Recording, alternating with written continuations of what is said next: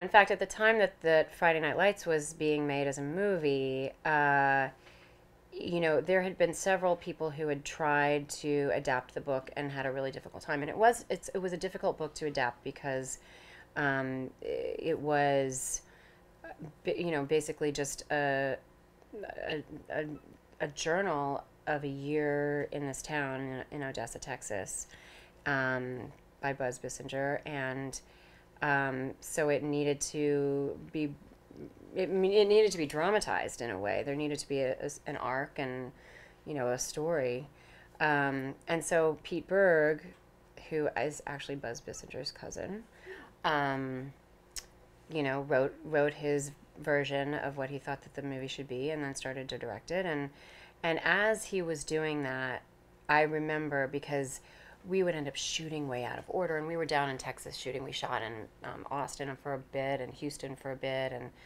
and Odessa for a bit, and it felt like the movie was kind of unfolding as we were shooting, and didn't quite have the chronology that we sort of thought it was going to. And I remember having conversations with Pete as we were shooting, and realizing he was actually trying to put the story together as we were shooting. He was really discovering it, and that was a really valuable thing for me to see, because I realized that there is a certain writer director who can do that. And in fact, Eddie Burns did the exact same thing with Brothers McMullen. And I realize, now looking back at my career, that is my preference as an actor, is to work with, writer directors who are really forging their story as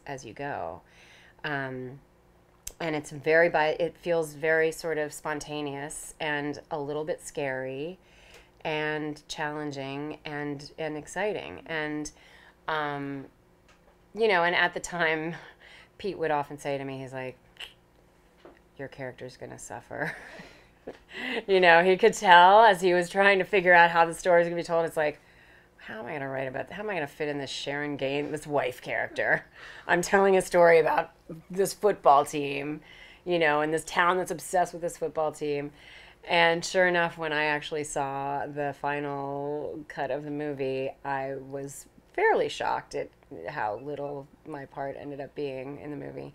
But not completely, because I had been warned. But he always felt badly about that, and he always,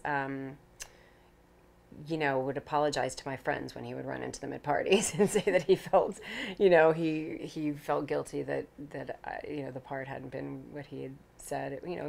Pete Berg is a great. I mean, I just adore him, and he's a strong man of his word. So.